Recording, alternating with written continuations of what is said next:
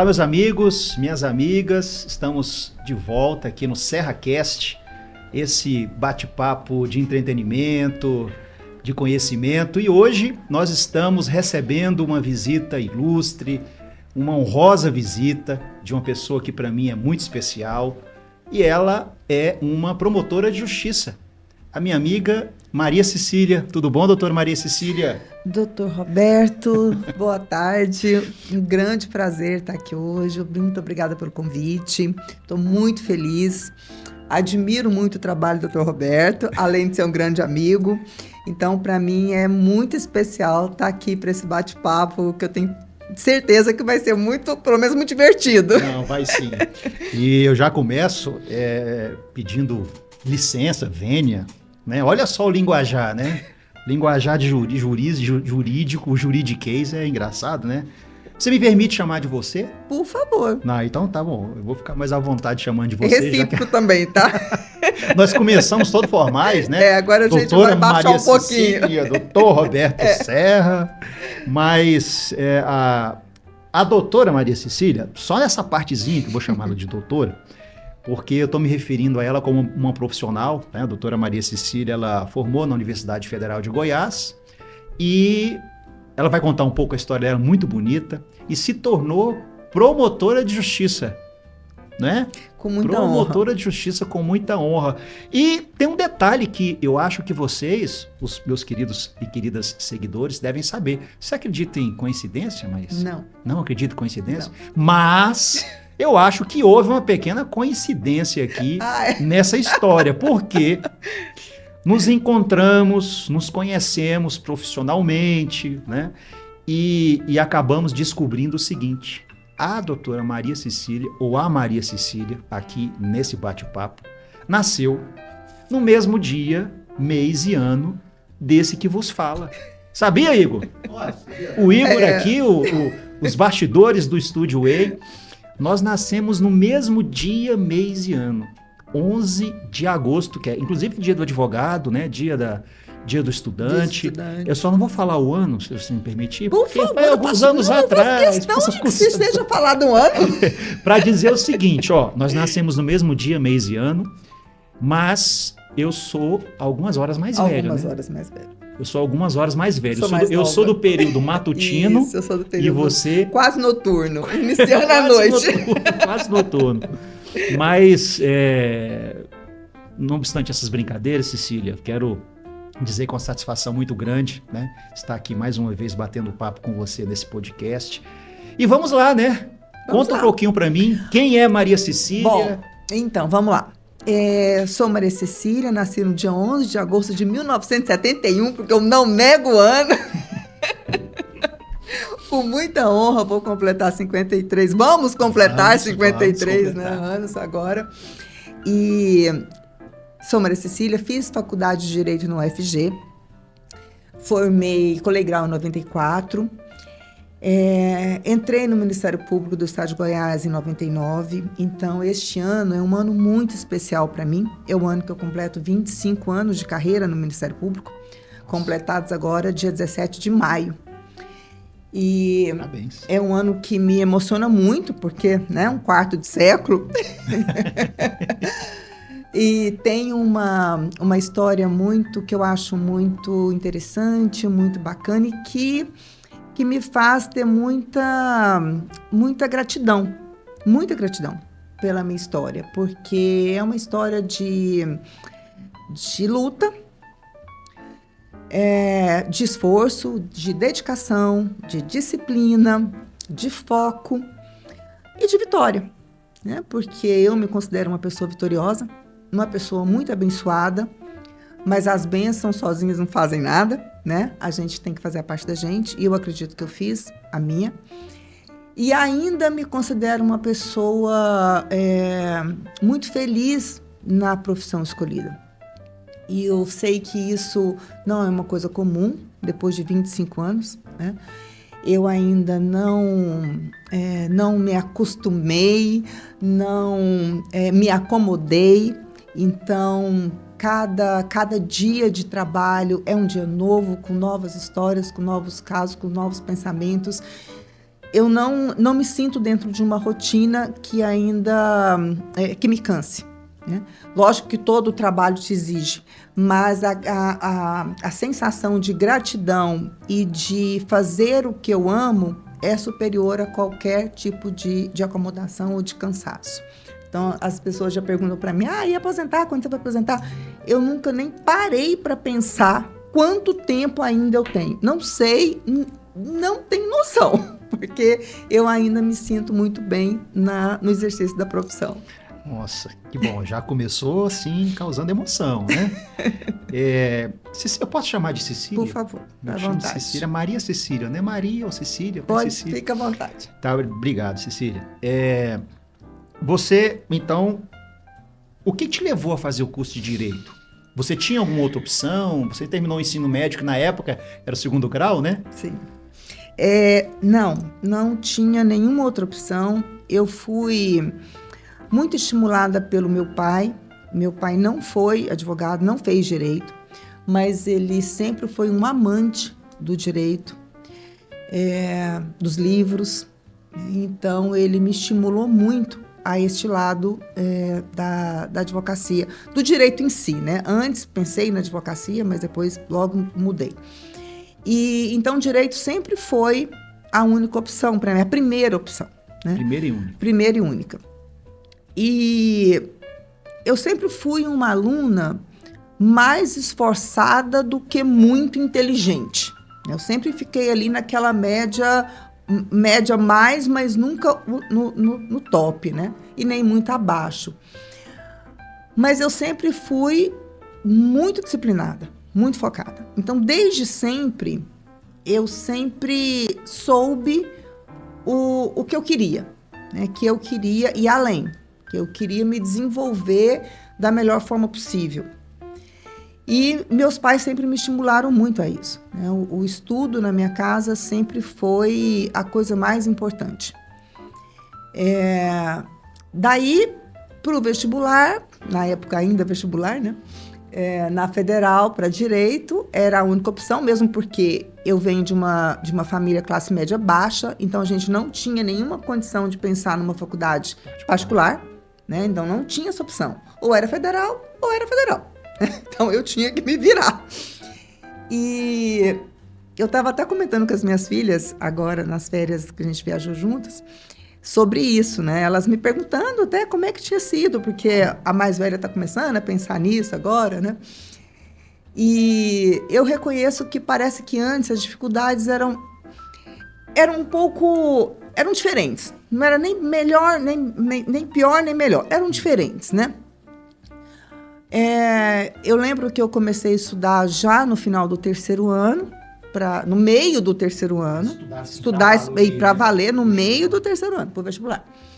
E consegui êxito. Fui aprovada já no primeiro vestibular para Direito na Federal.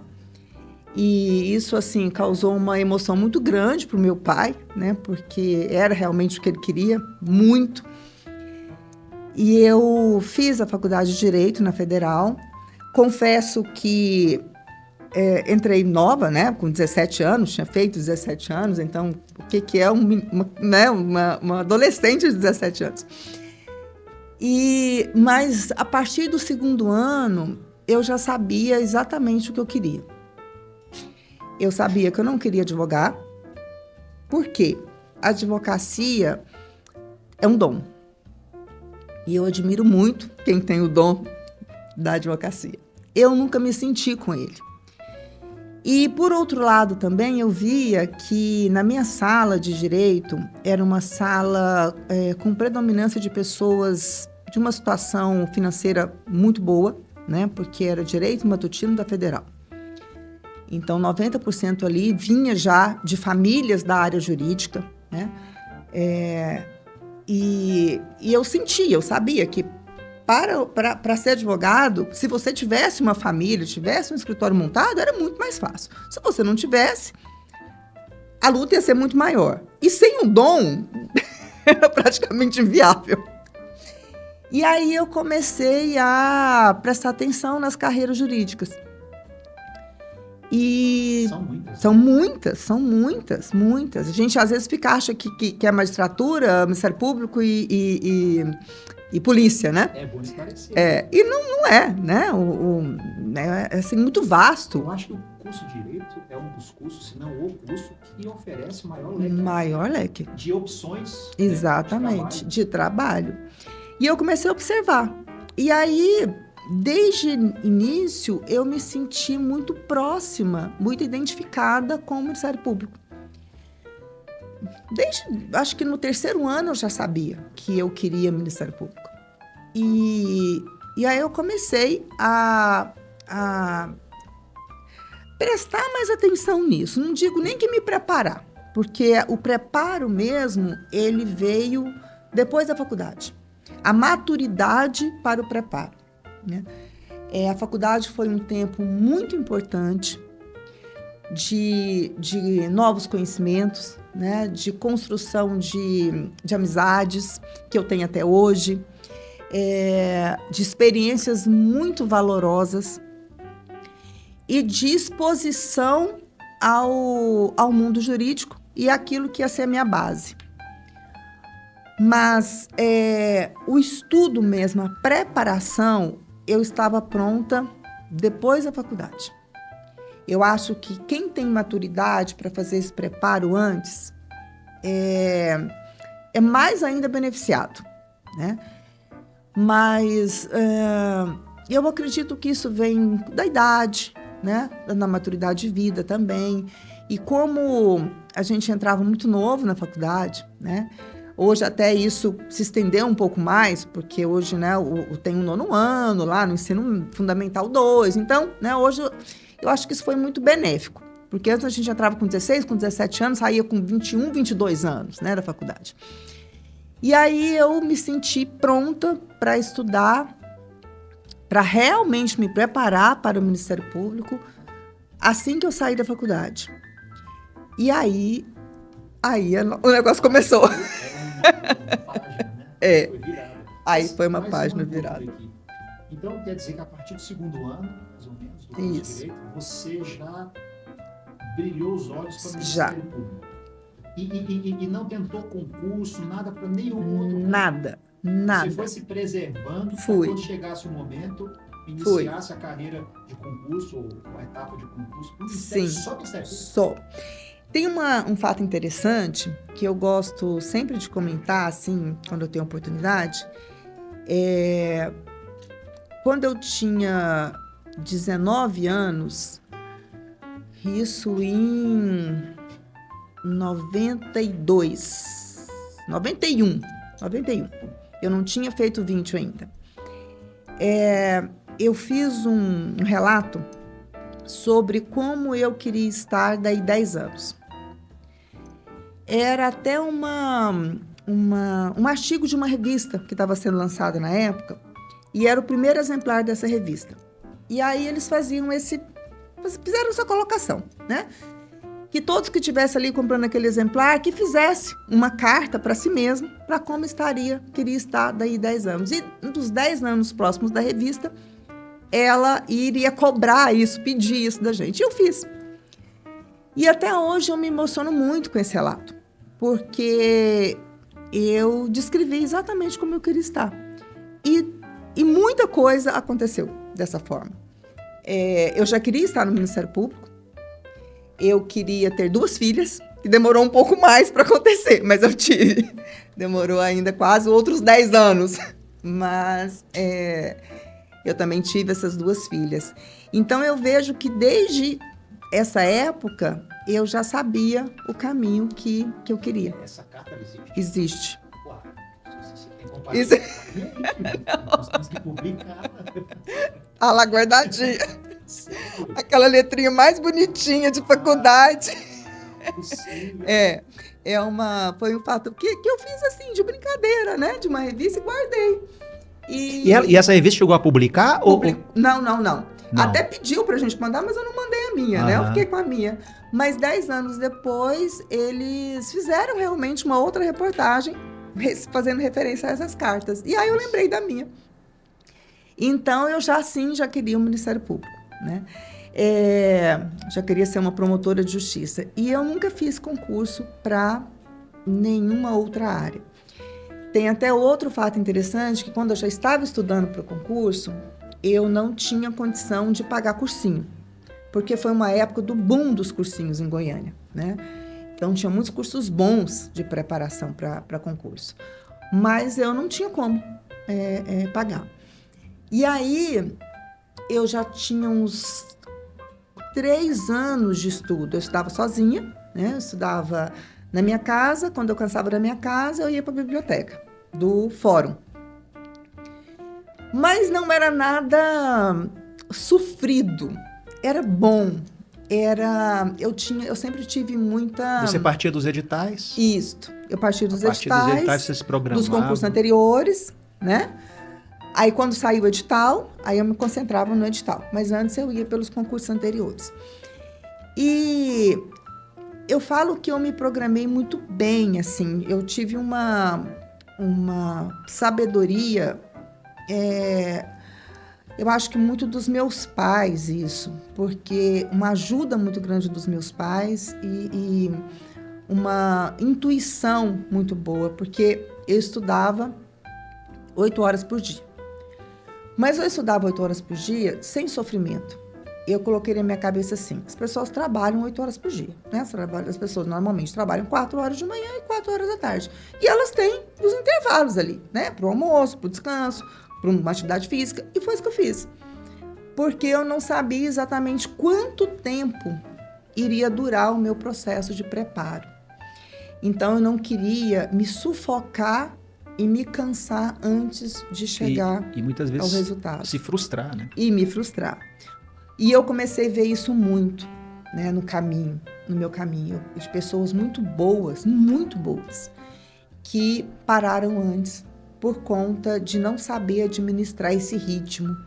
Então, as pessoas iam muito afoitas, com muito entusiasmo, e aí não conseguiam, e cansavam, e paravam. Então, eu observava e pensava, não, eu não quero assim. Eu quero, como eu não sei quanto tempo eu vou levar, eu quero ir num ritmo que eu consiga mantê-lo o tempo que for necessário. E daí, quando tinha mais ou menos uns 3 anos de estudo, quase 4, surgiu a oportunidade de fazer um curso preparatório na Escola Superior da Magistratura. E era um curso muito bom, com professores muito renomados, mas eu não tinha condição de pagar. E uma grande amiga minha, o namorado dela era filho do presidente, na época, da escola. Diretor, né? Presidente não, diretor da escola. E ela conseguiu uma bolsa para mim. Eu tinha que ir lá conversar com a esposa dele na época e fazer uma entrevista, enfim, para ela. E aí ela me perguntou se eu queria ser juíza. Eu falei que não queria ser juíza. Eu só queria fazer o curso preparatório na escola de juiz. Eu fui muito sincera. Eu falei, gente, não posso mentir. Aí ela ficou olhando na minha cara. Ela falou assim, mas você vai ter que fazer inscrição. Eu falei, não tem problema, eu faço. Eu só não garanto que eu vou lá fazer a prova, mas fazer a inscrição eu faço. E assim foi. Eu fiz a inscrição, mas não fui fazer a prova. E fiz o curso. Foi um curso muito bem sucedido, um curso que me ajudou muito. Mas nem assim eu fui fazer a prova para a magistratura, porque eu não sentia que eu tinha identidade, me identificava com a magistratura, porque eu acho que são carreiras que exigem muito. A gente até pode falar disso um pouco à frente, né? E para isso você precisa realmente gostar, porque senão fica muito mais difícil do que já é. Porque fácil não é, de forma nenhuma das duas carreiras, né? Então, se você não tiver uma real vontade interna de estar ali fazendo aquilo, fica muito sofrido. Fica muito sofrido. E eu não queria isso para mim. Eu sabia que eu não ia ser feliz na magistratura. Como eu iria, ou esperava ser, como eu estou sendo ainda, feliz no Ministério Público. Eu acho interessante, me perdoe te interromper no meio do caminho, mas você está falando aqui de 2 carreiras extremamente, digamos assim, poderosas e relevantíssimas no direito, que é a magistratura, juiz, e Ministério Público, no caso, promotor de justiça.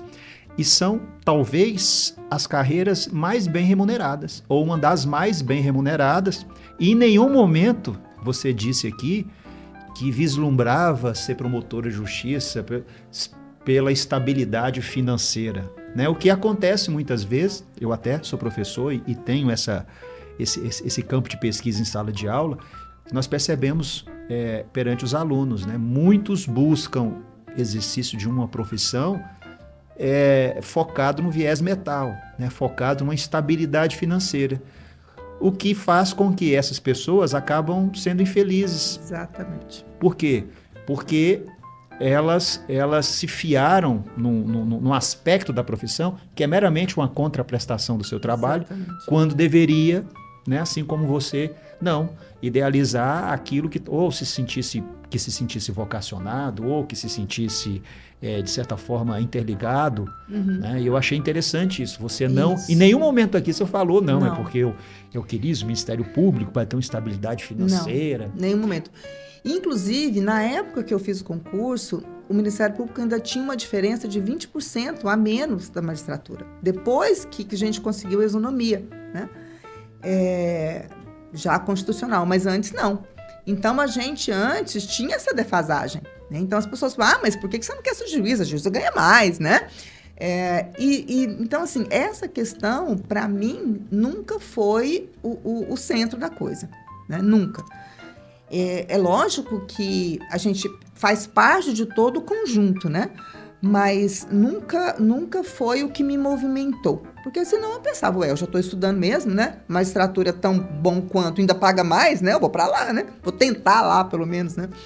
Mas não, nunca foi o que me movimentou. E depois, quando a gente conseguiu essa isonomia, né? E teve uma época até que o Ministério Público passou à frente da magistratura por contas, né? Então, assim, mas é interessante? Mas como você falou, eu acho isso muito perigoso, né? A gente deixar a questão financeira dizer o rumo da nossa vida profissional pode ser muito frustrante, porque o trabalho é onde a gente passa a maior parte do tempo, né? Muito mais do que em casa, muito mais do que no lazer.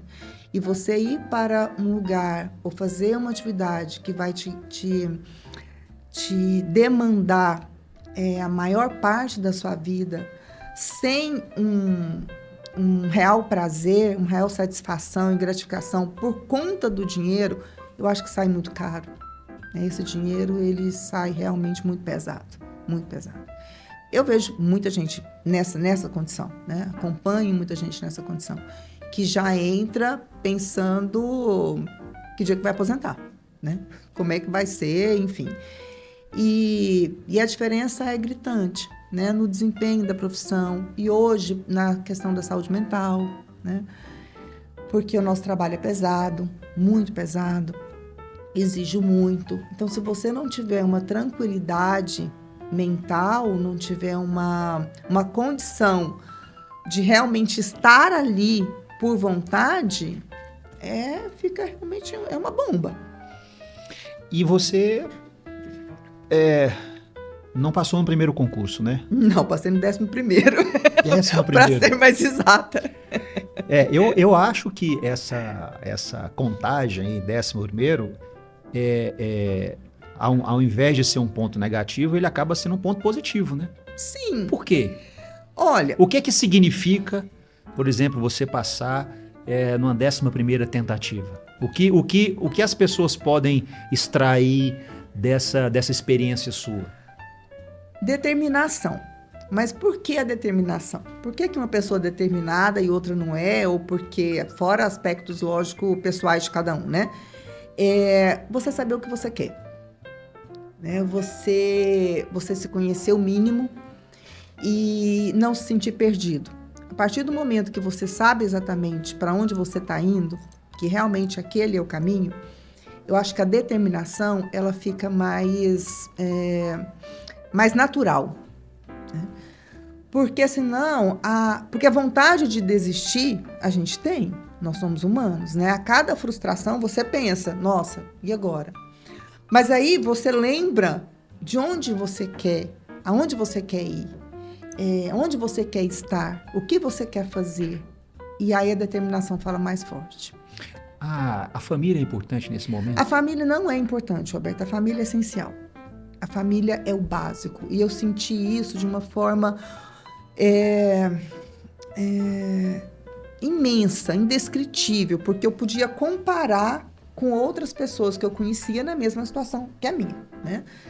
Eu sou filha única, como disse, de classe média baixa, né? Meu pai era funcionário público, minha mãe não trabalhava, era dona de casa. Então, assim, a gente vivia com o salário do meu pai, com os vencimentos do meu pai, que nunca foram muitos, altos, de jeito nenhum. Mas era o suficiente para me dar uma vida boa, né? Uma vida que eu podia estudar, eu não precisava trabalhar. Desde que eu me contentasse com aquilo que ele podia me oferecer, eu não precisava trabalhar. Então, eu usufruí disto e do apoio emocional deles, que foi de um valor imensurável, imensurável. Porque eu vi amigas minhas estudando e os pais falavam assim: ah, mas vai ficar estudando até quando? Ah, mas tá estudando ainda? Ah, mas não passou? Mas e agora? Né? Ou então a mãe, que ficava em casa também, né? A pessoa estudando. Ah, mas você tá só estudando? Então você podia fazer isso aqui pra mim. Ah, você tá estudando? Você podia ir ali pra mim. Nunca ouvi isso dos meus pais. Nunca. Nem um dia. Nem cobrança de quando você vai passar e nem parem um pouquinho e vai fazer ali.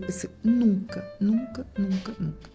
Eu começava a estudar 8 horas da manhã, parava meio-dia, almoçava, dormia, descansava, 20 minutos, meia hora, todos os dias, voltava 2 horas da tarde, estudava até às 6, fazia minha atividade física. Meu pai falava assim: olha, a única coisa que eu posso te pagar é a academia, que eu sempre amei até hoje, né? E tinha minha atividade física, voltava e pronto. E nessa época, muita gente que eu conhecia, você perguntou de outros concursos, né? Começou a fazer concurso para áreas, técnico judiciário, né? Essas coisas no TRT, no TRE. E começaram a ser aprovados. Então, eu via aquelas pessoas se movimentando, né? Já comprando um Gol em 36 meses, né? Já começando a viajar nas férias de janeiro, né? Aquelas viagens que... E eu nunca pude fazer isso. Mas isso, para mim, sempre foi um estímulo e não um desestímulo, né? Eu sempre via aquilo que eu pensava: gente, eu não quero isso. Eu quero mais, né? Eu não quero parar agora por conta disso, porque eu sabia que se eu parasse, a chance de continuar era menor. Como aconteceu com várias pessoas que eu conheço.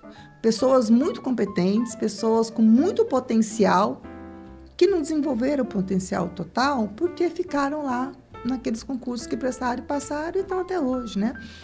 E fica aquela frustração. Ah, mas e se eu tivesse continuado? Ah, mas e se? Ah, mas e se? Né? Porque aí depois tem família, tem filho e fica tudo cada vez mais difícil, né? Então, eu, com a ajuda essencial dos meus pais, eu pude ter a tranquilidade necessária para me dedicar aos meus estudos da forma como eu imaginava, da forma como eu me organizei. Então, sem nenhum tipo de cobrança, sem nenhum tipo de pressão. Eu tive pressão por todos os lados, Roberto, por todos os lados. De namorado, de amigo, de amiga, de todos os lados, menos do meu pai e da minha mãe. Teve um concurso que foi o 10º que eu fiz em Minas. O único lugar que eu fiz concurso fora Goiás foi Minas, porque minha mãe era de Minas. Então eu pensava: vou voltar para Minas, quem sabe, né, não sei o quê. E eu tinha uma tia muito querida em Minas, uma prima também, que gostava muito. Então, eu pensava na possibilidade. E minha mãe falou: se passar em Minas, não tem problema, a gente volta para Minas, né? Meu pai já estava aposentado, enfim. E aí, eu fiz um concurso em Minas.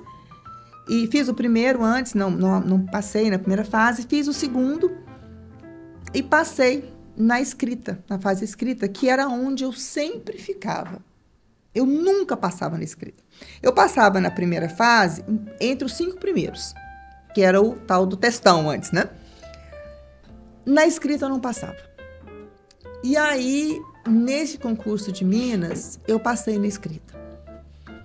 E a prova oral foi marcada para o mesmo dia da primeira fase em Goiás.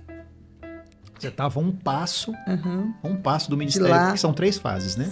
Era, né? Na época era a prova testão, né? A prova escrita, discursiva e a prova oral. Oral, e depois a tribuna. E depois a tribuna. Que também eliminava. Então, na verdade, eram 4, né? Eu estava na metade ali. Mas eu tinha passado pela fase que mais me derrubava, né? Pela primeira vez eu tinha passado. E, por coincidência, a prova do Ministério Público de Goiás, a primeira fase foi marcada para o final de semana. Foi a 11ª prova. A 11ª concurso. Foi. E eu fiquei numa dúvida atroz, né? Porque eu pensei, e agora? E a minha tia fazendo pressão para eu ir, né? Porque, nossa, como assim? Você passou aqui primeira vez, eu não sei o quê, né? Então, quer dizer que você tem que vir para cá. E aí eu fui conversar com a minha mãe, que era uma pessoa muito sábia. Ela falou assim para mim, sente o que você quer de verdade, sem barulhos externos. Dorme e veja o que seu coração fala no outro dia. O que você disser, eu acolho. E ela falou isso para minha tia achou um absurdo, porque ela achava que minha mãe tinha que me pressionar para eu ir, né? E aí eu fiz dessa forma, acordei no outro dia e falei, vou começar aqui. E foi o concurso que eu passei. Caramba! Foi o concurso que eu passei. E aí, quando eu fiz a primeira fase, e passei para a segunda, e fiz a segunda, e saí muito bem na segunda. Eu tinha certeza que eu ia passar. E eu conversei com meu primo, que hoje é juiz, que também é seu conhecido, Marcelo de Jesus. Grande pessoa. Grande Marcelo. E ele falou para mim assim, mas que no dia que eu terminei a prova escrita, cheguei em casa assim, 00:30, porque essa prova minha escrita também foi um acontecimento, porque foi a banca de penal e processo penal, quem estava na banca era o Dr. Demóstenes. E ele estava, na época, ele era secretário de Segurança Pública, envolvido até a testa com aquela questão do sequestro do Wellington de Camargo. Uhum. Então, ele não tinha outro dia para fazer a prova, senão aquele. Então, ele fez todas as provas escritas num dia só. Então, nós ficamos das 7 da manhã, gente, até 1h da manhã lá para fazer a prova. Eu cheguei em casa 00:30, assim, a capa, né? E aí, cheguei em casa, o Marcelo me ligou para saber como é que tinha sido. Eu falei que tinha sido... Então, eu já estava na oral, isso, né? Já tinha passado pela escrita.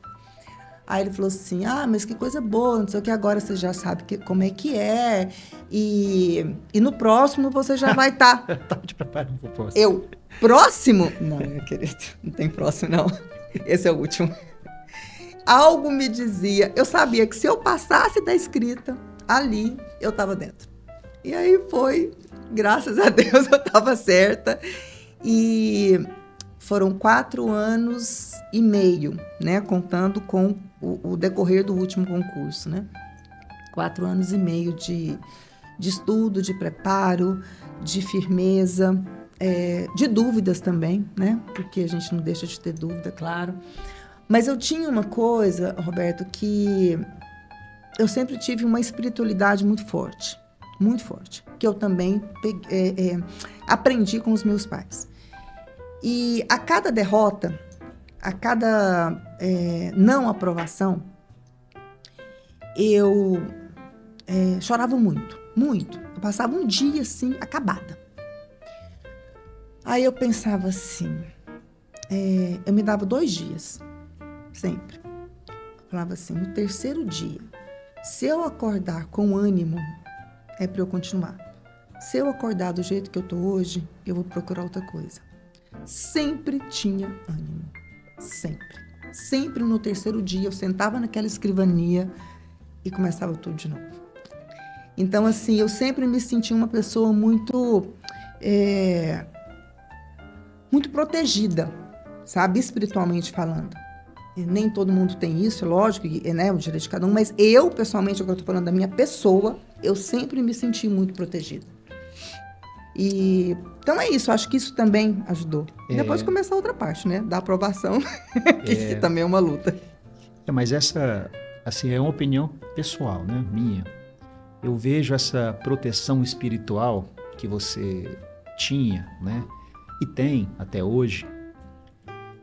De fato, ela tem um embasamento familiar, né? Tem. Nós estamos aqui falando, milhares de pessoas estão nos ouvindo. Certamente, pais de pessoas concurseiras ou que estão galgando um espaço através de concurso e estão se frustrando, devem ter esse exemplo para entender que esse apoio psicológico, ele é emocional, ele é essencial para o sucesso do seu filho, daquela pessoa que você está apoiando, né? Sem o qual, talvez esse conforto espiritual tenha vindo daí, né? Você acabou de dizer que a sua família foi essencial para você. Foi essencial. Então, que fique essa lição para as pessoas que estão nos assistindo, que apoiem, tenham paciência, transmitam essa paciência e esse apoio para essas pessoas que estão se sacrificando. É um sacrifício prazeroso, porque querendo ou não, quando você estuda, você está evoluindo, né? Mas é um sacrifício. Mas é um sacrifício porque você guarda perspectivas, ideais, e vem a frustração quando você não alcança naquele primeiro momento. Sim. Então, eu achei muito, muito interessante, né? Porque eu conheço também muita gente, colegas, amigos, inclusive, que cobram muito dos seus filhos, quando, na verdade, deveriam apoiá-los, né? Nessas primeiras frustrações. Isso é essencial porque, por exemplo, como eu disse, eu tive cobrança de todas as partes, né? De grandes amigos, e eu via que a cobrança era até por amor, porque a pessoa ficava preocupada, ficava pensando, gente, mas, nossa, até hoje, né, vai ficar assim, né? A pessoa ficava aflita pelo meu empenho e pelo meu não sucesso, né? E o que me dava força, o que me ajudava nisso? Os meus pais. Porque a base, as duas pessoas mais importantes para mim estavam ao meu lado. Então, se eles não estivessem com a cobrança, ou a pressão, a aflição daquelas outras pessoas, era muito mais fácil de eu desistir, né? Porque aí seria a junção, né, de forças contrárias. Mas eu nunca tive isso. Então, eu pensava...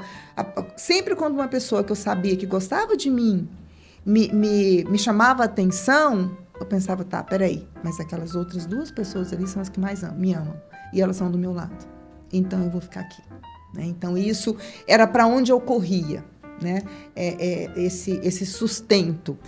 E era um sustento emocional, psicológico e espiritual, porque não era um sustento financeiro, de falar, nossa, tá tudo tranquila, ela tá ali porque, né, ela tá com uma vida super boa, por que ela vai mudar? Não, era um sacrifício, né? Mas era um sacrifício seguro, tranquilo, né? Eu tinha paz, né? Que eu acho que falta muito para quem estuda, a paz interna, né, que vem do seu redor, né? Então, quando você tem paz para se preparar para uma carreira, né, faz toda a diferença. E essa paz, segurança, e a segurança, ela acabou iluminando o seu caminho. Sim. Caminho esse que você veio trilhando ao longo de 25 anos em passos firmes, né? Em passos firmes. E esse caminho que você vem trilhando, agora fala um pouco para as pessoas que não são da área do direito, muitas delas não são da área do direito, até que são, mas que estão procurando esse mesmo caminho. O que faz um promotor de justiça, uma promotora de justiça? Qual é a função do promotor de justiça? Qual a importância do Ministério Público? O promotor de justiça é um agente, é um órgão de execução do Ministério Público. O Ministério Público é uma entidade, né? O que faz um promotor de justiça? Então, o promotor de justiça, ele é um órgão de execução do Ministério Público, que o Ministério Público é uma instituição, né, tida como quarto poder, mas não é um quarto poder, né? Ele é fiscal de todos os poderes. E o promotor de justiça, ele age em nome da sociedade, né? Ele não age em nome de um indivíduo, né? Pontual, especial. Nós agimos em defesa da sociedade. E isso abrange várias áreas, né? Então, eu sou promotora de justiça titular da comarca de Edéia. Então, lá só existe uma promotoria, vara única. Então, eu atuo na defesa da sociedade em todas as áreas ali. Né? E isso envolve família, direito de família? Todos. Envolve família, envolve crime, envolve infância e juventude, meio ambiente, consumidor, idoso.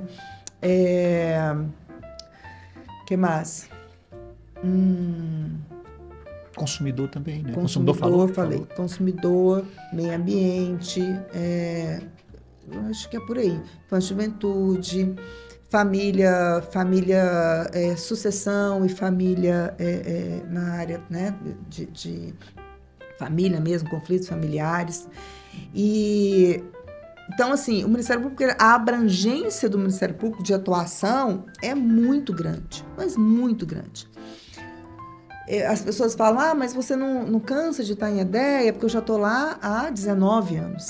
Né? 19? Completa agora, em outubro, 19 anos. Ou você, além de Edéia, você passou por onde? Nossa, passei por muitos lugares. Passou por... Não, nem vou saber te falar por quantos lugares. Edéia é o último, né? Porque eu estou há 25 anos, então os primeiros 6 anos eu fiquei como substituta. Porque eu queria esperar uma comarca que fosse próxima a Goiânia, que eu pudesse estar lá e pudesse também atuar em Goiânia em substituição, como eu faço até hoje. Porque aí eu sou autorizada a morar na capital, né? Por conta dos meus pais, que eram idosos, eu nunca pensei em fazer carreira no Ministério Público. Quando a gente fala fazer carreira, o que é? Você ir de imediato para uma comarca inicial distante, né? Para você ir evoluindo, se aproximando da capital, né? Mas para isso você tem que ir para mais longe, passar muito tempo e vir. Essa nunca foi uma escolha minha. Eu esperei para uma comarca próxima, porque eu queria ficar próxima aos meus pais. Eu sabia que eu ia ter um preço a pagar por isso, né? Que eu não viria para Goiânia junto com meus colegas que já estavam iniciando a carreira de outra forma. Mas, para mim, isso nunca foi um problema. Continua não sendo um problema.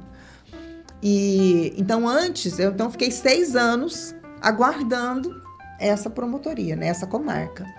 Então, eu fui para todas as regiões do estado. E aí, outra parte também que eu acho que é interessante falar, que é a carreira em si mesmo, né? O começo da carreira. Porque, fora a questão financeira, tem muita gente que faz concurso pensando no poder, no glamour, né? De ser uma autoridade, de ser doutor fulano, doutora fulano. Isso é fake, tá? É totalmente fake, não existe nada disso. O interior é muito sofrido, né? O interior é solitário, o interior é difícil, né? Hoje é mais fácil. Porque hoje temos todas essas facilidades aí de comunicação, né? Há 25 anos nós não tínhamos. Então, eu fui para cidades que eram nada. Alvorada do Norte, né? Eu fui em 2000.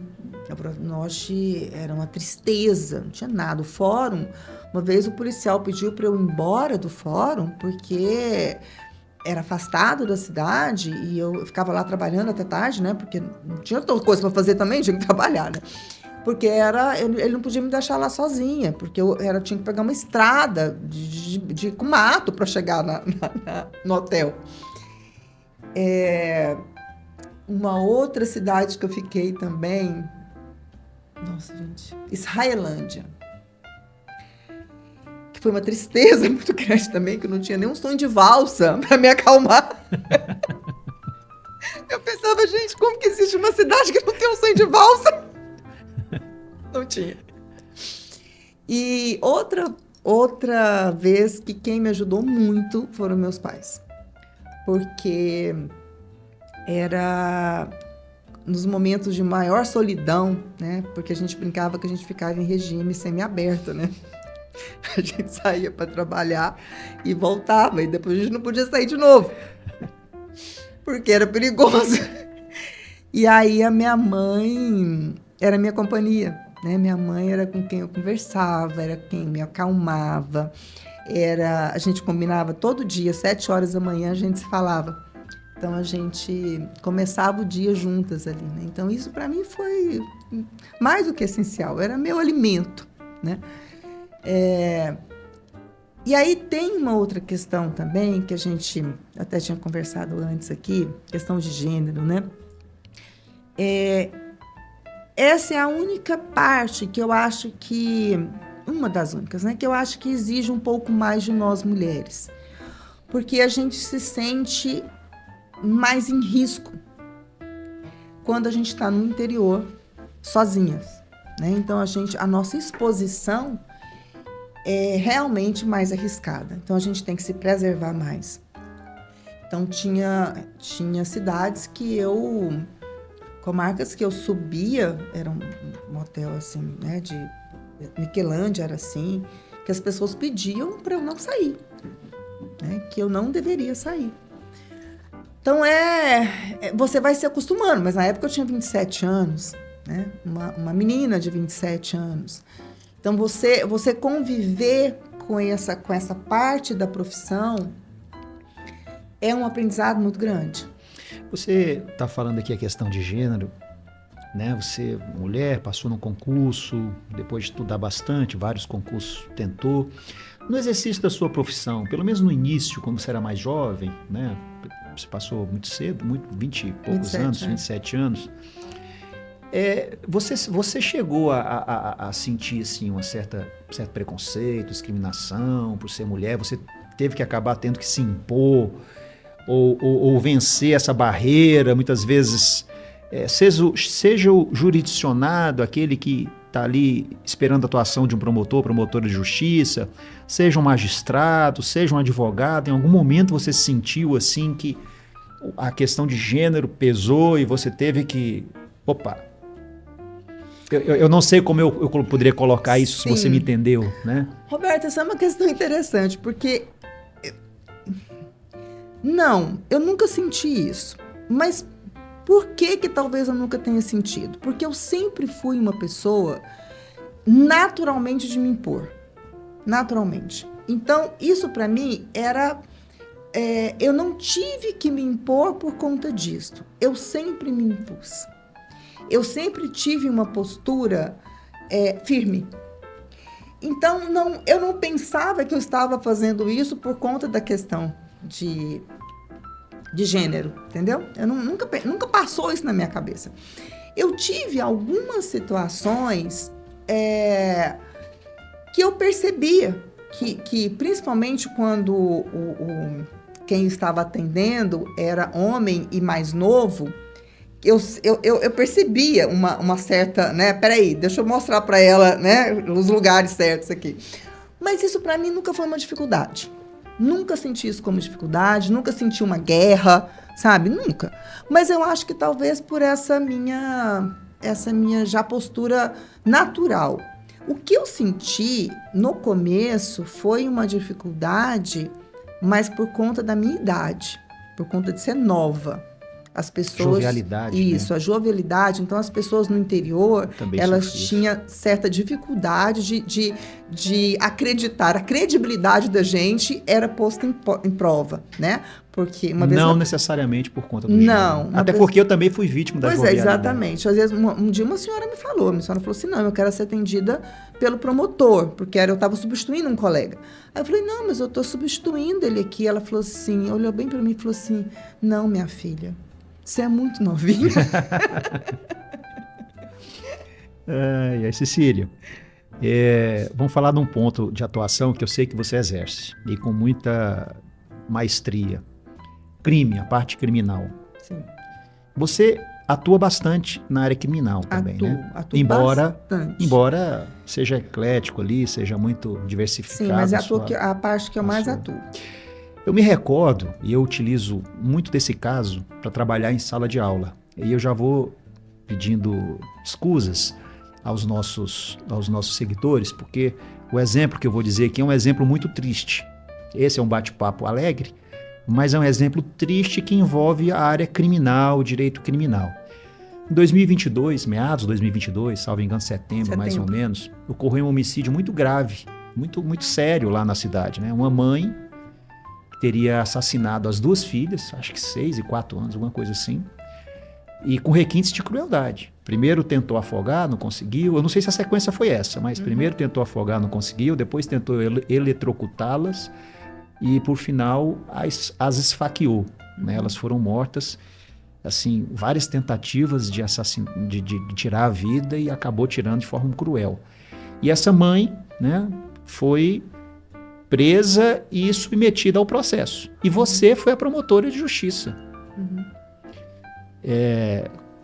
Como é que você lida nesse aspecto criminal? Se você puder falar desse caso concreto também, é ótimo, porque eu levo esse caso concreto para a sala de aula para mostrar o seguinte para os alunos. Quem for atuar na área do direito, mesmo sendo ser humano, passível de sentimentos, de emoções, deve sempre deixar ou tentar fazer que a razão impere. Porque ali você está aplicando a lei para o caso concreto e você não deve se deixar emocionalmente abalar por um caso tão grave assim. E não se deixar emocionalmente abalar por um caso grave é, por exemplo, pedir a absolvição, muitas vezes, de alguém que confessa um crime. Como assim, Roberto? É possível alguém matar a outrem, confessar que matou e você pedir a absolvição dela? Como isso é possível? E aí a gente trabalha esse aspecto jurídico, legal, com aspecto psicológico, porque quem vê esse caso que você atuou se choca. Qualquer pessoa se choca com ele. Então, se você puder falar um pouco, se possível, desse caso, ainda que en passant, né? E como você lidou com isso, com essa situação toda, eu ficaria feliz. Roberto, foi com certeza o caso mais chocante que eu já atuei, né? Que eu acho que não pode ter nada mais chocante do que uma mãe que mata as 2 únicas filhas. Desde o momento que eu tomei conhecimento, antes de ser oficial, né, eu já fiquei sabendo o que tinha acontecido. E desde o primeiro momento foi tudo muito triste. Né? A forma como ela fez, a forma como ela foi encontrada, né? Parecia cenário de filme aquilo ali, né? Não parecia que era verdade. E muito menos que era minha ideia, né? E que eu estava ali envolvida naquele processo. Eu teria que tomar a frente daquilo, porque como titular da ação penal, né? Eu sabia que eu estaria à frente. E já na audiência de custódia, nós já percebemos que ela tinha um grau muito grande de desequilíbrio mental, né? Até pela forma mesmo como ela foi encontrada, né? Já demonstrava isso. E aí a gente já pensou na possibilidade de um exame de insanidade. E foi pedido, foi feito. Nisso foi uma via crucis para conseguir uma internação, né? Que foi muito difícil. Muito difícil. Num hospital psiquiátrico. Mas nenhum hospital queria. Sei lá, nós tentamos nem sei quantos hospitais. Primeiro, o presídio não quis, né? Porque ela tentou suicídio no presídio feminino de Ceilândia. E aí ela ficou no Vacilichuk, mas lá é um pronto-socorro psiquiátrico, né? Lá não pode ficar internado. E nenhuma clínica aceitava, por conta da falta de segurança. E a Secretaria de Segurança Pública ela não tem pessoal disponível para ficar ali 24 horas dentro de uma clínica, né? Fazendo a segurança. Então, a gente tinha que conseguir uma forma, e também a gente não podia liberá-la para ela ficar solta, né? E ser internada solta. Então, foi assim, arranjos processuais que eu e o juiz tivemos que encontrar para conseguir mantê-la um lugar e mantê-la internada, né? Porque realmente ela era um risco para ela mesma e para outras pessoas, né? Mas não podia ser presa, né? Não, ela não podia ser presa. Não, presa. ela não podia ficar num presídio. Um presídio. Ela tinha que ficar sobre cuidados médicos, né? Até por conta disso. Porque nas horas que ela ficou no presídio em Ceilândia, ela tentou suicídio. Então, ela não, né, o Estado estava responsável por ela ali, então não podia. Enfim, foi uma situação muito difícil. E aí, o exame foi complicado de ser feito também, por questão de logística, de segurança, até que conseguimos fazer, já tinha passado algum tempo.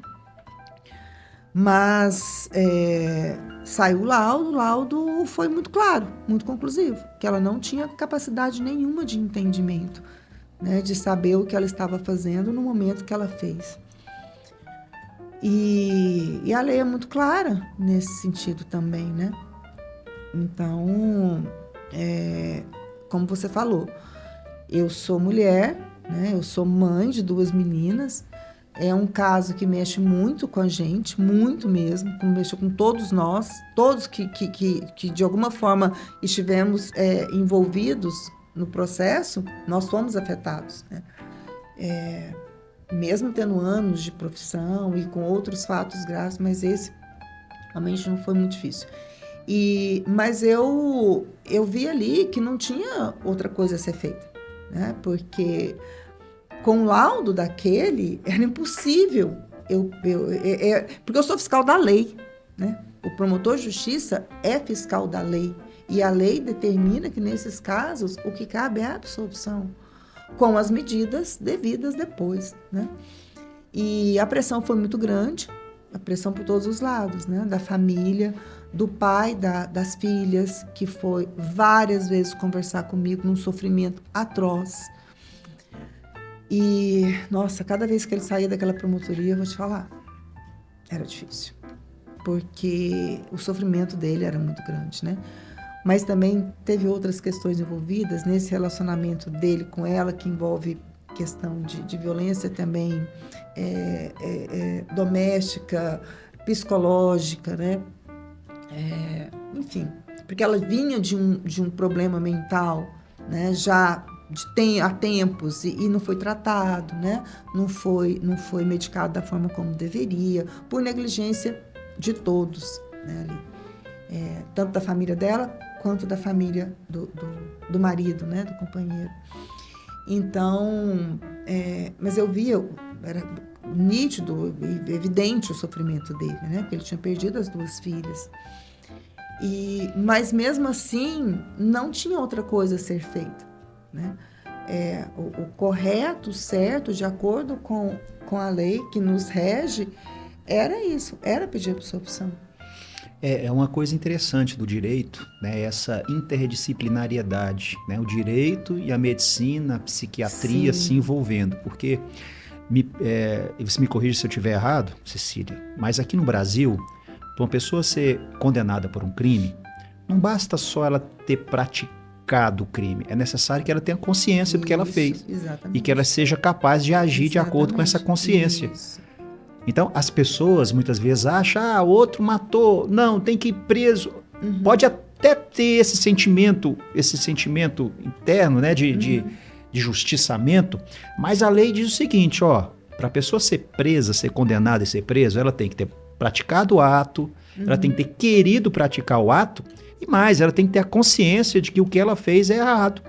Quando ela não tem essa consciência, aí entra a medicina, para dizer que é esse laudo que você pediu. Que é para dizer, ela não tem condição, ela não tinha condição, ela não sabia o que estava fazendo. Isso psicologicamente é explicável. Se ela não sabia o que ela estava fazendo, não tem opção. Aí o próprio Ministério Público que acusou tem que pedir absolvição, que é a fiscal da lei e a lei assim diz, né? Porque aí a maioria das pessoas, né, entende isso como injusto, né? É injusto, né? Falando de forma leiga, né? Mas de acordo com a lei é o justo. É o que se fazer, porque o justo, porque é cumprir o que está na lei, né? E na audiência de instrução do processo, essa incapacidade dela fica muito clara também, né? Então, assim, não foi só lá na custódia, ela continuou e ela foi liberada depois da internação, para continuar o tratamento ambulatorial. Então, na época da instrução processual, ela estava em casa, na casa da mãe. Mas era nítido a perturbação dela. Mental. E foi uma audiência muito triste, muito triste. Foram revelados fatos passados e que meio que de muitos sinais, né, de perturbação dela, que não foram considerados da forma como deveriam ter sido pela família, por falta de conhecimento, né, por ignorância, enfim, mas não foram. E aí, ao final, teve o desfecho disso, também foi muito trágico, que foi a morte dela, né, porque ela retirou realmente a própria vida depois. Ela suicidou. Então, realmente foi um fato, assim, o caso mais triste que nós tivemos. Você também tem uma atuação muito grande no júri, né? Esse é um caso de júri. Sim. Que iria para o júri. Tem algum outro caso, assim, que você gostaria de lembrar da sua atuação que marcou no tribunal do júri? Roberto, eu adoro júri. Sou apaixonada por júri. Até gostaria de ser melhor no júri do que eu sou, pelo tanto que eu gosto. Mas quem sabe um dia eu ainda vou. Você faz uma média de quantos júris, assim, por mês? É temporada, né? Então, tem temporada que tem mais. Edéia não é uma comarca que tem muitos júris, não. Mas, geralmente, a gente faz por temporada 4 júris. Então, sei lá, dá uns 12, talvez uns 12 por ano. Não é muita coisa, né? Mas a Edéia tem 12 mil habitantes, né? E vem aumentando muito, né, o número de júris que a gente está fazendo. Antes não tinha praticamente nada. E mudou o padrão também, né? Antes os homicídios eram causados por brigas ou passionais ou brigas mesmo, né? Entre homens, em bares, envolvido bebida. Era o que a gente tinha, assim, 90%. Ou crimes de... Mas, no geral, era isso. Agora, 90% mudou. 90% agora envolve o tráfico, né? Direto ou indiretamente. Então, hoje, briga à toa, briga simples, brigou, matou, praticamente feminicídio tem muito lá? Muito. Tem muito feminicídio. O que aumentou foi o tráfico e o feminicídio. Você já foi ameaçada, assim? Nunca fui ameaçada. Agora, porque você é muito no júri. Sou. Nunca fui ameaçada, não tenho receio nenhum de ser ameaçada. Impressionante isso, realmente não tenho. Mas eu falo que estar muito tempo numa comarca ajuda. Porque até os criminosos de lá, os de lá são meus conhecidos, assim. Eu falo para eles que eu acompanhei a trajetória criminal deles. E você conhece conheço todos. A capivara deles. Conheço. A ficha de antecedente. Então, assim, eu vou no presídio todo mês. Então, eles têm... Você visita o presídio? Todo mês.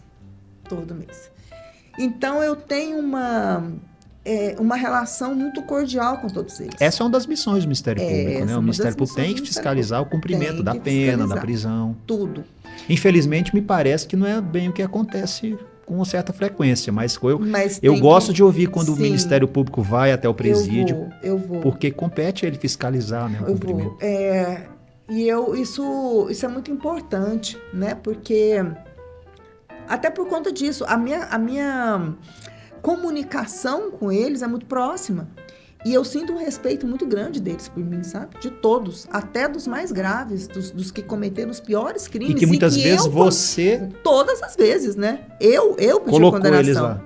Eles lá, eu pedi a condenação e eles, o júri, né? Os jurados atenderam, eles estão lá por conta da condenação que aconteceu, que eu pedi. E eu nunca senti uma retaliação, uma ameaça, nunca. Eles sabem diferenciar, sabe? O que sou eu, né? E o que é a minha função. Eu estou ali cumprindo a minha função. E a minha função está ir lá também e saber como eles estão, do que eles estão precisando, o que está acontecendo com eles. E defendê-los naquilo que eles precisam.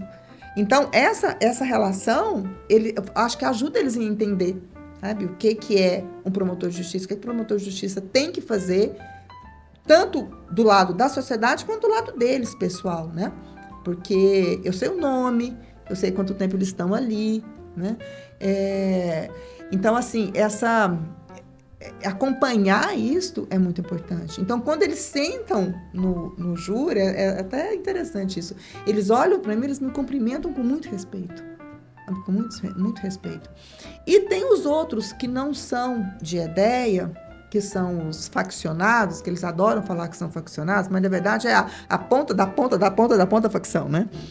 Mas eles se sentem importantes falando que são faccionados. Nós temos presos de Trindade agora, né? De Anápolis, que as facções agem com mais intensidade, né? Esses presos, que são presos diferenciados, eles não se envolvem com ninguém. Então, para eles, tanto faz. Eles estão ali, para eles, uma condenação a mais, outra a menos, não vai fazer diferença. Então, eles também não têm nem o trabalho de ameaçar ninguém, entendeu? Porque eles sabem que eles já têm, não é a primeira pena deles, eles já têm uma ficha muito, muito grande ali para cumprir, então eles também. Então, eu tenho esses dois tipos de réus ali, né? Que vão para o júri. Então, não tenho nenhum problema, nunca me senti ameaçada. Será que é possível falar, assim, sem menosprezo as demais áreas, né? Que o tribunal do júri seria, assim, o ápice do exercício profissional? Poderia dizer que seria o ápice do exercício profissional do promotor? Não. O promotor se sente, assim, altamente realizado no tribunal do júri? Na área do crime, sim. Na área criminal? Na área criminal, sim. E tem Você perguntou de um fato, um júri, né, que talvez tenha me chamado mais atenção. Tem um que me chamou muita atenção, que foi... Deve ter 1 ano e pouco isso. Ano passado, acho que em abril. Eu até fiz uma publicação, uma postagem sobre isso. Eu raramente faço postagem profissional, mas eu fiz porque realmente me chamou muita atenção. Foi um feminicídio e eu consegui montar um plenário, um conselho de sentença com 7 mulheres. Feminicídio com 7 mulheres. Uhum. Pensei, tá ganho, né? 7 mulheres no feminicídio, era uma tentativa de feminicídio. Pensei, trabalho aqui hoje vai ser quase nada. Se eu não tivesse me esforçado muito, ele tinha sido absolvido. Isso me mostrou tantas coisas, porque foi um fato muito interessante. A vítima estava lá, né?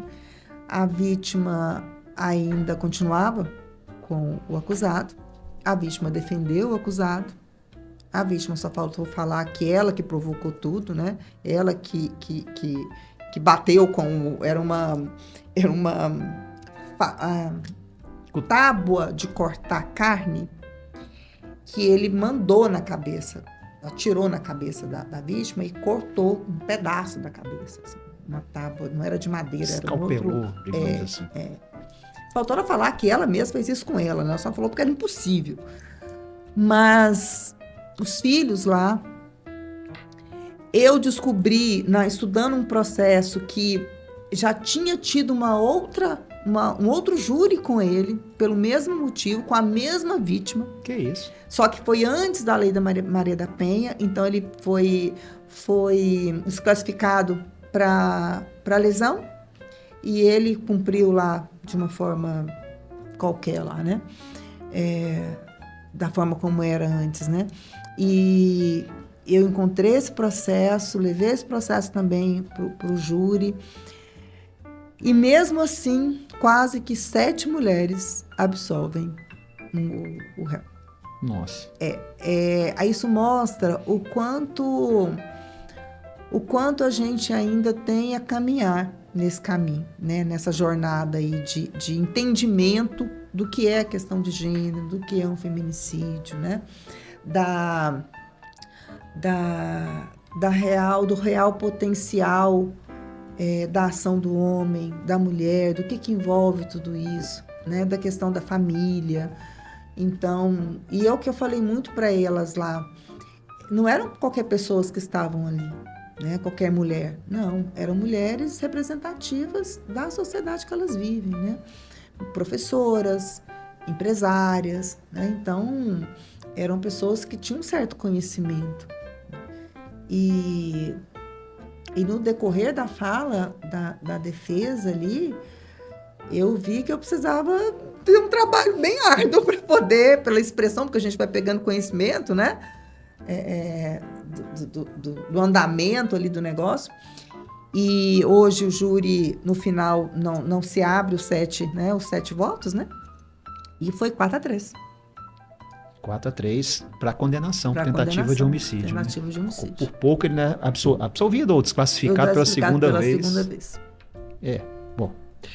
O seu relacionamento lá com os advogados, como é? Tranquilo? Super tranquilo. Super tranquilo. Eu falo que eu sou assim, acho que por isso que eu tô lá há 19 anos. O relacionamento é importante, né? No exercício profissional. Muito. O juiz, doutor Hermes Pereira Vidigal, que eu tenho, assim, muito respeito, ele conduz muito bem a comarca, né? Na função dele de magistrado. Ele deve estar lá há quase 25 anos, ou 25 anos, que eu cheguei, ele já estava há um tempo, mais ou menos por aí. E ele é um juiz tradicional, né, conservador. E eu sinto que a comarca funciona bem dessa forma. Eu já tenho um outro estilo. Então, a gente tenta equilibrar os nossos estilos, que são diferentes, mas que deu certo, né? Os advogados, nós temos advogados novos lá, muito novos, muito competentes e muito conscientes da função de cada um, da importância e da função de cada um. Então, eu falo que quando existe isso, quando cada um fica no seu espaço, bem, fazendo a sua função, respeitando a função alheia, não tem como dar errado. Né? Quando você não desrespeita a função do outro, você conhece a importância da função do outro, da sua e do outro, e não desrespeita esse espaço, tá tudo certo. Porque o fim é um só, né? O fim é a sociedade. Então, se todo mundo tiver isso em mente, o que acontece também com a polícia, nós temos hoje um delegado lá, com o doutor Daniel, que é cria de Edéia, ele é filho de Edéia. Ele trabalhou no cartório há muito tempo, depois ele passou no concurso para a polícia. A polícia foi para lá. Foi para lá. Então, também ele atua nessas condições. A prefeitura também. A gente sempre procura atuar de forma conjunta. Então, assim, eu só tenho que agradecer. Os problemas, lógico, existem, né? Não tem como desistir, mas quando você tem a disposição do outro em resolver aquilo, é muito mais fácil, né? Cecília, estou recebendo aqui o comunicado aqui no meu ponto, aqui da equipe interna do Estúdio Way, que o nosso tempo, infelizmente, se esgotou, né? Ou está se esgotando. Eu queria deixar aqui a palavra, antes de encerrar, a palavra com você, para que você fizesse suas considerações finais, talvez algo que não foi falado aqui, que você gostaria de ter falado. Você fique à vontade. Olha, primeiro eu quero já agradecer mais uma vez a oportunidade desse bate-papo tão interessante. Para mim é muito bom falar sobre o Ministério Público, falar sobre a minha carreira. Eu poderia ficar aqui, né, tempos. E isso após tanto tempo, né? E eu quero deixar o recado que para quem está nessa... Deixa eu só lembrar uma coisa para você. Pois não. Talvez as pessoas que você mais ama, sejam suas filhas, né? Sim. Você tem 2 filhas maravilhosas, eu conheço as 2. Uma delas, inclusive, tem um nome que sintetizou aqui muita coisa que nós falamos, né? A Vitória, também Vitória, né? E Valentina, que fica aqui um abraço para ela, tenho certeza que elas estão assistindo. Para elas, que você gostaria de dizer assim, para elas, esse podcast, ele vai ficar aqui marcado, ele vai ficar aqui para a eternidade. Amanhã elas serão mulheres maravilhosas e irão se inspirar muito na mãe, né? Então, não só para as outras pessoas que nos prestigiam com a audiência, mas principalmente para elas. O que você poderia, assim, deixar como considerações finais, como desfecho? Olha, é tão difícil isso, né? Porque filho é aquilo que a gente tem de mais importante na vida. Mas eu falaria para elas, e como falaria para todos que estão nos ouvindo, que eu acho que é o ponto principal. O mais importante que eu acho, Roberto, é que cada um se conheça cada vez mais. A gente precisa se conhecer para saber o que quer, para saber o que faz feliz, para saber aquilo que te dá satisfação de vida, né? O nosso tempo aqui é muito curto, então a gente precisa intensificar isso mais que a gente possa. E eu acho que o caminho para a felicidade, né, é se conhecer, é saber o que quer e ir em busca daquilo que se quer. E hoje o que eu vejo nos jovens é essa dificuldade, porque os estímulos são muitos. Então, a facilidade de se perder nesses estímulos é muito grande. Mas a partir do momento que você se conhece, você sabe exatamente aquilo que te serve, você tem mais forças para resistir a tantos estímulos que não vão te levar ao lugar que você deseja. Eu acho que é mais ou menos por aí. Muito bem, Cecília, muito obrigado. Quero aqui, em nome do Studio Way, em nome do SerraCast, agradecer a sua presença. Quero dizer que a essas duas princesas que eu mencionei aqui, a Valentina e a Vitória, que vocês estão de parabéns, né? Você tem uma mãe, nós dedicamos esse podcast aqui, nós podemos falar tanta coisa, né? A sua carreira ela é tão bonita, você é uma pessoa com tanta experiência, muita coisa para falar, eu tenho certeza que no campo jurídico nós iríamos enriquecer. Eu fiz de propósito para que você possa voltar e a gente prosseguir falando do direito, com muitas perguntas aqui que eu gostaria de ouvir a sua opinião, atuação do Ministério Público, etc. Mas eu preferi ouvir um pouco a sua história de vida, porque ela é inspiradora, né? Então, eu me sinto muito lisonjeado por tê-la recebido aqui, viu? Agradeço às suas filhas por estarem nos prestigiando, agradeço às pessoas que nos acompanharam até agora e espero recebê-la aqui numa outra oportunidade. Parabéns, sucesso, você continue sendo iluminada. Muito obrigada, minha amiga. Obrigada, doutor Roberto. E até a próxima, né? Até a próxima. E ao encerrar aqui, me dirigir às pessoas que nos acompanham, que nos prestigiam com a sua presença, agradecer pela paciência que tiveram, né, e pelo prestígio de hoje, agradecer aqui meus irmãos, o Davi e o Igor Serra, que estão aqui por trás, nos bastidores, cuidando do Studio Way, nos proporcionando esse visual e esse ambiente muito bem feito. Agradeço a vocês e até o nosso próximo encontro no SerraCast. Grande abraço.